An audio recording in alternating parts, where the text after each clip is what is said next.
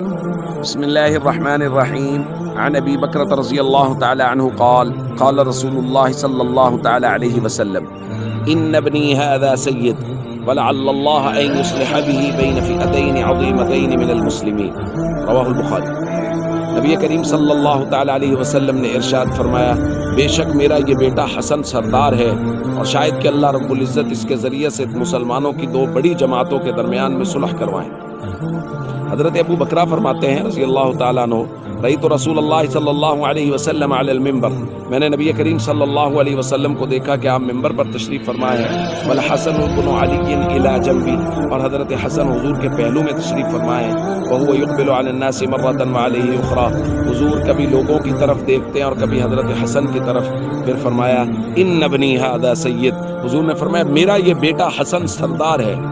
میں کہتا ہوں کائنات کی سرداریاں قربان جناب حسن